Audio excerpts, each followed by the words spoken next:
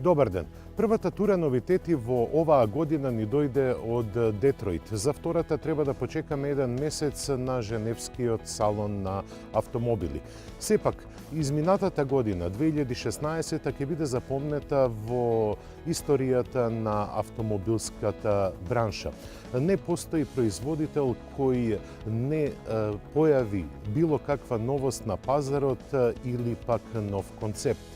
Сепак, годината која ни се изгуби во ретровизорите, ќе ја помниме по зголеменото присуство на спортско корисните возила. Во следниот прилог и за почеток на Автомагазин ќе ве подсетиме на сите модели кои беа представени во 2016 година, носат посебна тежина за секој бренд, а ќе се отсликаат на оваа тековната 2017.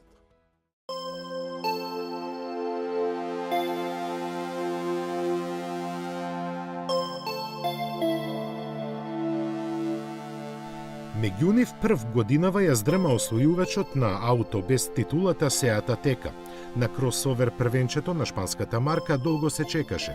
Аспирациите за влез на Seat во оваа класа беа посеани одамна, пред скоро 10 години.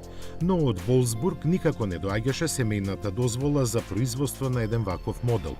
Може би и затоа шпанците имаат доволно време детално да ја разработат стратегијата со која наново ќе ги освојуваат симпатиите и гаражите на купувачите.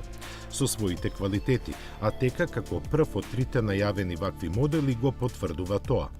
На второто спортско корисно возило на Seat нема да чекаме многу, затоа што ќе биде близок братучет на Шкода Кодиак.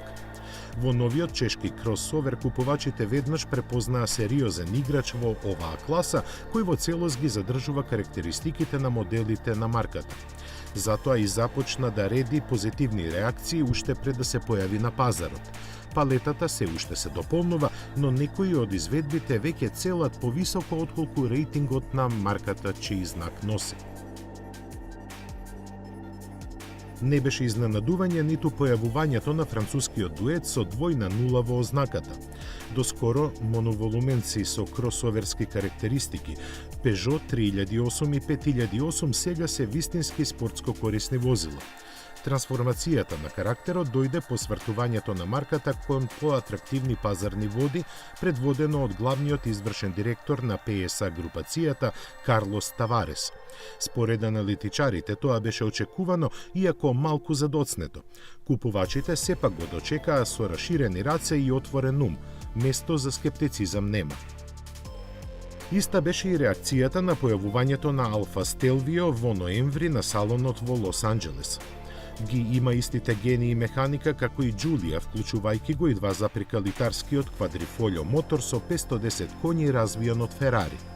Максималните 285 км на час доволно кажуваат за карактерот на овој кросовер со секси италијански стил.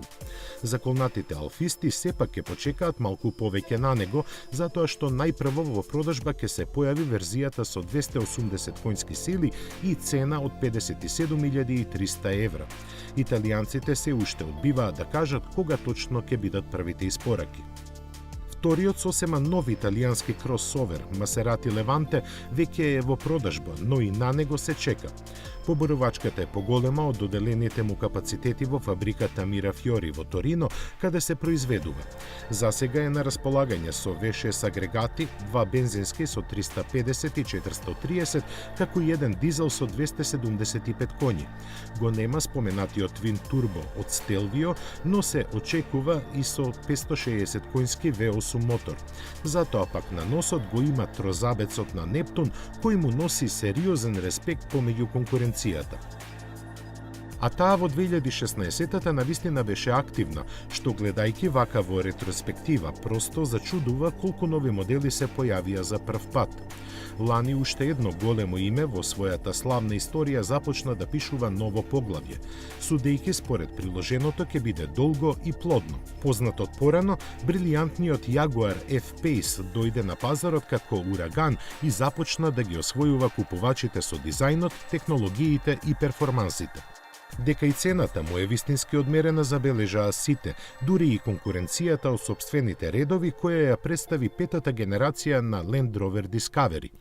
Донесувајќи ги најголемите промени досега, има тешка задача да ја покрие празнината што настана со прекинувањето на производството на легендарниот Defender.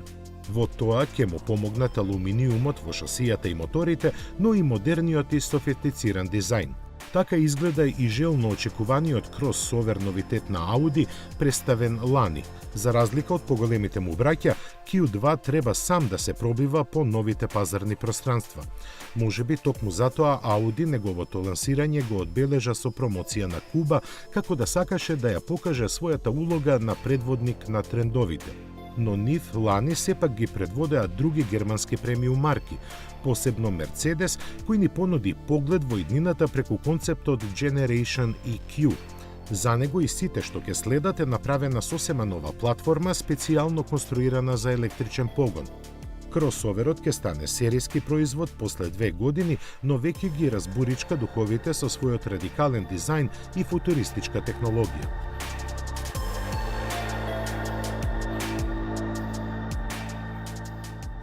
Слична формула примени и Гили. Кинезите конечно сватија дека не може да го освојат светот со ефтини копии и тргнаа во офанзива таму каде перспективите се најголеми.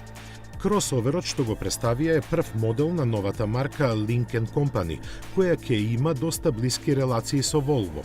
Многу детали за механиката не се познати, но сигурно ќе биде заедничка. Затоа пак познати се големите планови на конгломератот кој ќе ја освојува Европа по поинаква филозофија. Корејците како попрагматични веќе се 2-3 чекора пред нив. Тие навреме го видоа светот онака како што другите не го ни замислуваа и го понудија Kia Niro.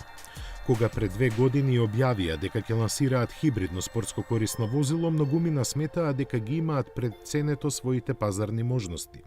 За среќа на човештвото и чистиот воздух, резултатот на радикално храбриот чекор на марката веќе е реалност.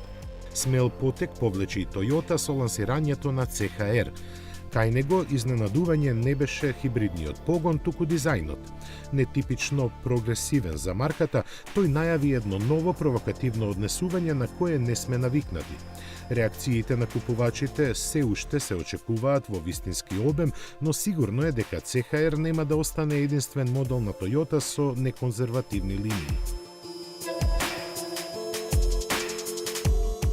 Доста поприземно беше размислувањето на Volkswagen, кој за зајакнувањето на своите позиции во Соединетите Американски држави го подготви Атлас. Очекуван со години, тоа е точно она што треба да биде – голем кросовер направен по вкус на прекоокеанските купувачи. Ке му се радуваат и кинезите, можеби и русите, но неговото појавување на европскиот пазар е сосема неизвестно. Меѓу големиот број новитети што се појавија лани, имаше и еден мал и сосема неочекуван. На изненадување на сите, Citroen започна со продажбата на електричен модел наречен и Mehari. Со него на сосема алтернативен начин се препородува не само историското име на лесно отвореното теренско возило, туку и на слободарскиот дух на марката. Сепак, вистинското од францускиот производител пристигна спакувано во новата генерација на C3. Неговиот минималистички дизајн не враќа во едни други времиња кога автомобилите се купуваа со емоции. За полесно да помине низ турбулентниот пазар по патот кој му го трасираше C4 Cactus, располага со интересни решенија. Заштитните Airbump панели се еден од нив, како и камерата за фотографирање на околината за време на возењето. По освојувањето на кросовер пространствата, Nissan се концентрираше на други возила. Запуштена до заборав, малата микра се наметна како приоритет. Со задача да ги врати очекувањата на купувачите од марката, сега изгледа доста помоќно отколку конкуренцијата која претежно е класично ориентирана. Беше способна да ги освои ударните вести, но останува да видиме колку ќе ги освои срцата на купувачите, посебно помладите. Истата цел ја има и Ford, кој на својот глобален мал модел K+, му даде шанса да се надпреварува со доминантните староседелци во оваа класа. Иако скромна по обем, таа е влијателна за учество на пазарот и во неа владее безпоштедна борба. Затоа и К+ е скроен така да нуди повеќе од другите и е дел од планот на Форд да се заведе градската публика. Главниот дути во тоа ќе бидат прифатливата цена и зголемената практичност, но ќе пречи скромната моторна понуда.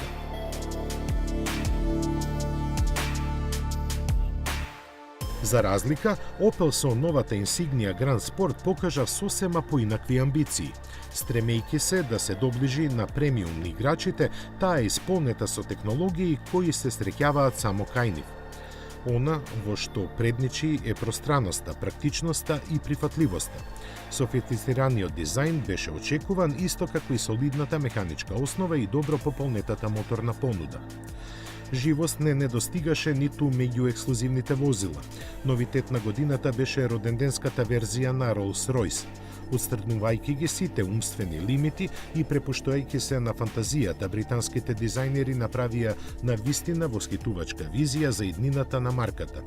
Во моментов, без никакви шанси еден убав ден да стане реалност, на неа може да гледаме само како на драматичен момент за паметење. Такви во годинава што измина имаше повеќе, а во оваа што веќе еден месец тече, ќе ги има уште повеќе. Светот на автомобилите брзо се менува, дури побрзо отколку што тркалата се вртат.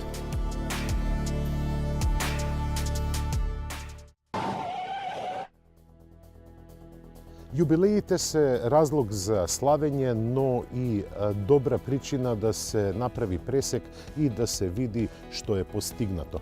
Во 2017-та две големи имиња од автомобилската индустрија прославуваат битни јубилеи.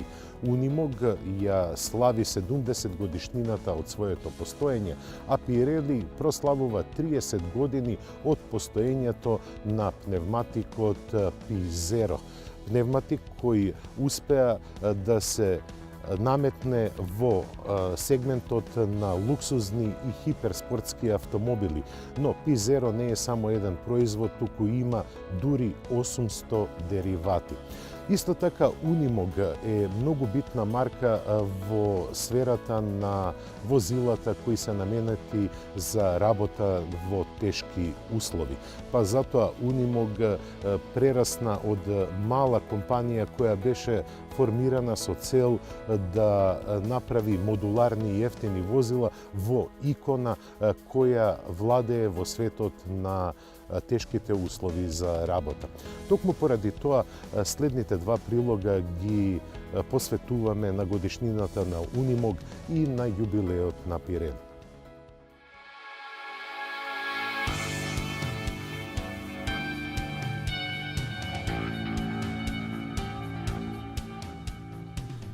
Како енциклопедиски пример за универзално возило, германскиот Unimog наполни 70 години. Настана во поствоените години како одговор на потребите на разрушената земја за една машина која може да работи се. Ознаката е кратенка од германски за универзален моторен апарат и најдобро го опишува. Првобитно беше замислен како еден вид трактор со еднакви тркала и кабина како на камионче. Неговиот креатор, инженерот Алберт Фридрих, го виде примарно како земјоделска машина, заради што и тркалата му се раздалечени точно колку растојанието меѓу два реда насад од компири. Можеше да ора, жнее и да го носи родот од нивите до трпезите. Но неслучајно неговото име го содржеше зборот универзален и не требаше да помине многу време за да се осознаат мултиталентите на ова возило. Голема корист од него имаше и градежништвото, спасувачките служби и секаде каде обичен камион не можеше да одговори на потребите. Затоа и освен на секаков терен можеше да вози и по железнички шини. Приказната на вистинско ниво ја издигна Daimler, кој во 1951 година го презеде производството на Unimog. Новите перспективи кои се отворија пред него го направија легенда која се уште живее. Голема заслуга за тоа имаат брилијантните технички решенија. Првите повоени возила имаа мотор со 25 конски сили и максимална брзина од 50 км на час. Погонот на сите тркала беше дополнет со блокирачки диференцијали на двете оски. На крутата шасија беше монтирана кабина со платнен покрив и 2 седишта, а можеше да носи 1 тон.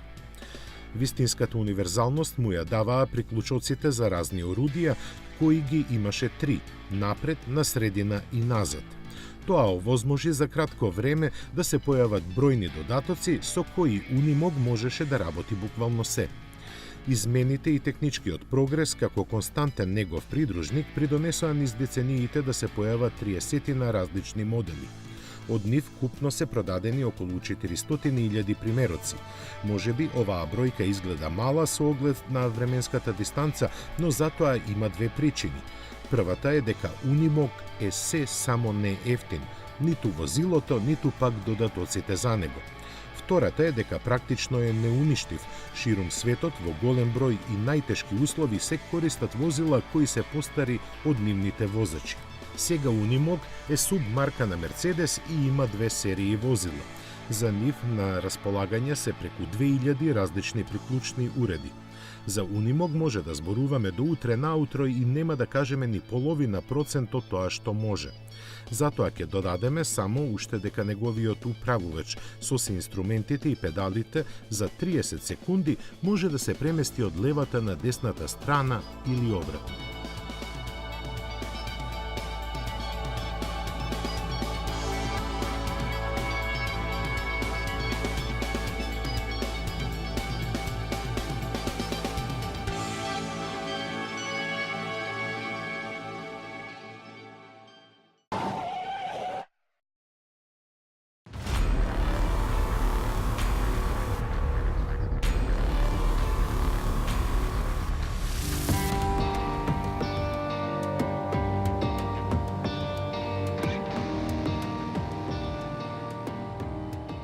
Светот на перформансните автомобили е екстремно динамичен и ретко кој долго останува на врвот, но на повеќето што ќе се најдат на него една работа им е заедничка. Pirelli P0 пневматиците. Нема кој не слушнал за нив, но малкумина на вистина знаат зошто секогаш се вистинскиот избор за најбрзите автомобили. Тајната лежи во тоа што P0 не е еден, туку многу различни пневматици. Италијанската компанија за секој автомобил од марките со кои соработува развива различен пневматик. Каков ќе биде зависи од самото возило, дали е од луксузната класа, каде комфорот треба да се истакне, или пак спортски автомобил за кој перформансите се приоритетни. Посебни се и моделите за ултимативните суперавтомобили, за тркачките изведби и да не зборуваме. Се на се, за 16 марки кои ги користат P0 за прво вградување во своите возила се развиени околу 800 различни модели пневматици, плюс уште 200 за моделите кои повеќе не се произведуваат. На сите, освен името, заеднички им се извонредните перформанси, максималната безбедност и неприкосновената стабилност на патот. Овие карактеристики го прават Pirelli P0 најнапреден пневматик веќе 3 децении, колку што постои. За прв пат се појави кај Lancia Delta S4, а веќе следната година стана стандарден кај Ferrari F40. За најновата серија карактеристично е постоењето подслој кој го подобрува управувањето. Смесата од иновативни полимери со напредни механички својства ја оптимизира ефикасноста на суви и влажни патишта. На нив за изфрлање на вишокот вода служи иновативната шара со подлабоки жлебови. Низиниот специфичен дизајн е направен на начин на кој бучавата се намалува и помалку слуша во внатрешноста на автомобилот. Комбинацијата од новите техники за моделирање, намалената тежина и воведувањето материјали богати со силика го намалуваат отпорот при тркалање. Интересно е да се напомене дека Pirelli пневматиците се среќаваат на секое второ престижно возило низ светот.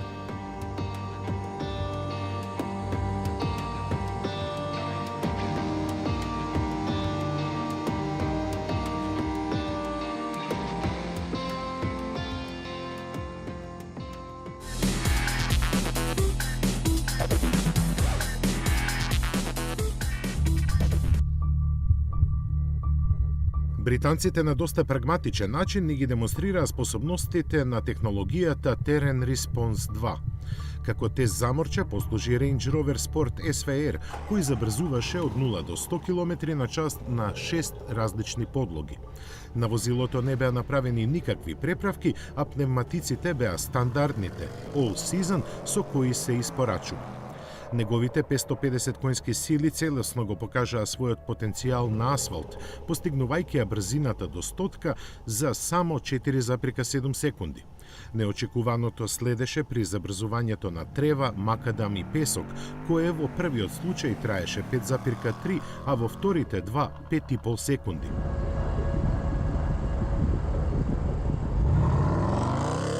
Мокниот теренец со калта се справи за 6,5 секунди, а дури и забрзувањето на снег за 11,3 секунди до 100 км на час е одличен резултат. Законите на физиката велат дека моќноста која максимално може да се пренесе на некоја подлога зависи исклучиво од тежината на возилото и коефициентот на триење. Се над тој лимит ги тера тркалата на пролизгување, при што вишокот сила не се пренесува на подлогата и не може да се искористи. Со други зборови кажано, повеќе конски сили на лизгава подлога воопшто не значат и подобро забрзување. Колку за споредба, снегот и мразот се 5 до 10 пати полизгави отколку бетонот или квалитетниот асфалт. Затоа и резултатите од ова тестирање верно покажуваат со каква успешност Terrain Response 2 системот во сите услови менаџира со силата што моторот ја испраќа кон тркалата. Секако Range Rover Sport SVR може да се вози и бавно на терен на кој никој не би посакал да вози 100.000 фунти вреден теренец.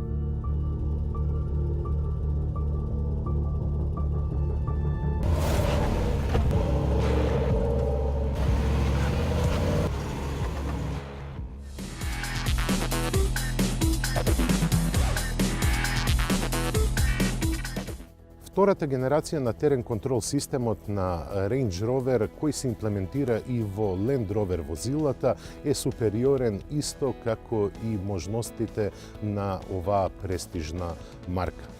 Во следниот прилог, односно во тестот, се враќаме во реалноста, се враќаме на мајката земја и се враќаме во сферата на реалните македонски можности. Го тестираме Citroen C3.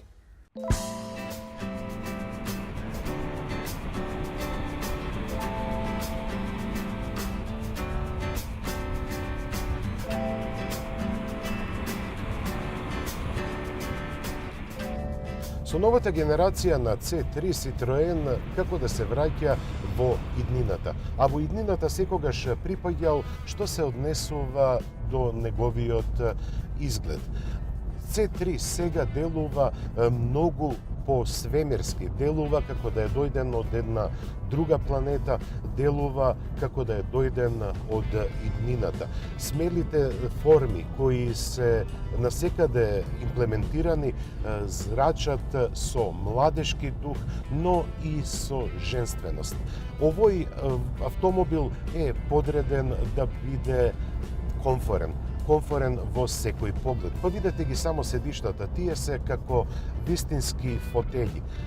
Нема компромис кога е во прашање удобноста.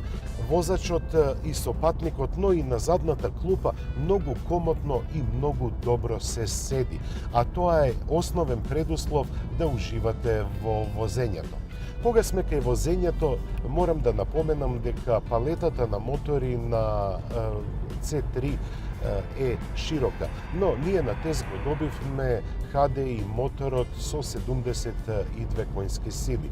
За жал, тој е впарен само со 5-степен мануелен менувач. Трендот кај останатите е секогаш во име на економичноста да имаат 6-степен менувач. Но тоа не пречи за пристојната подвижност на овој автомобил.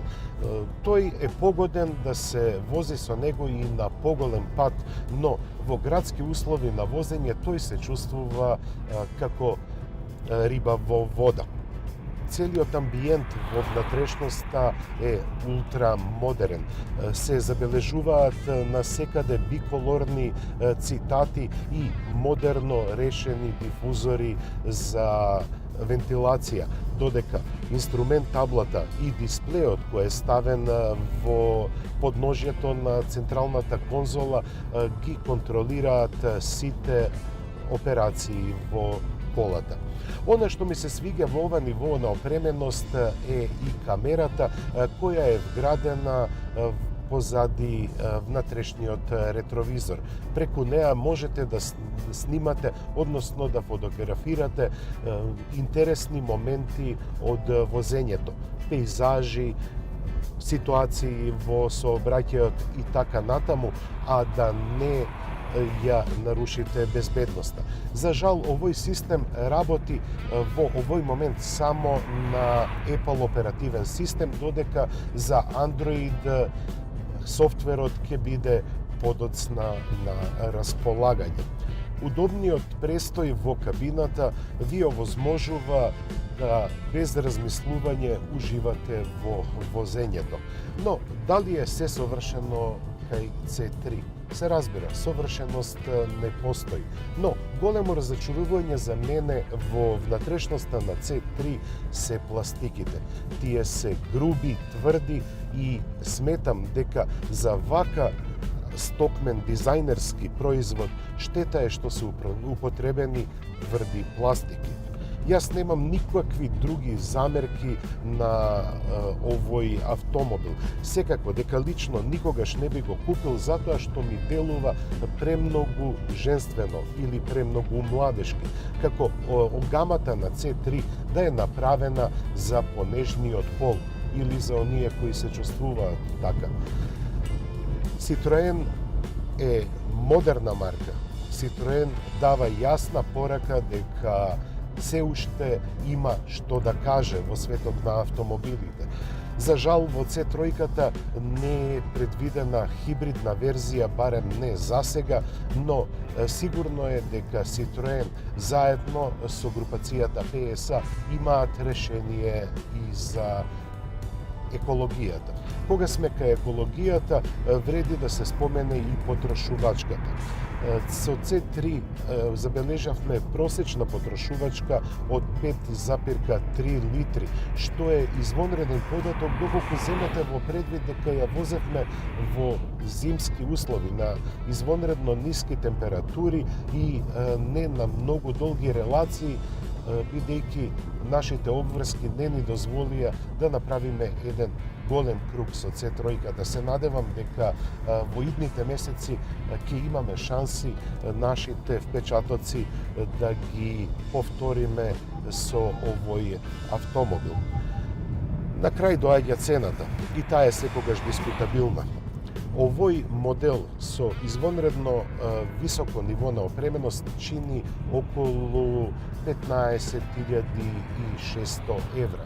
За еден супер мини автомобил, за таа класа автомобили, ова е дискутабилна цена, но сепак мора да напоменам дека изгледот и дизајнот на самиот автомобил многу зборува за сопственикот, а оние кои држат до себе сигурно нема да им биде многу оваа цена.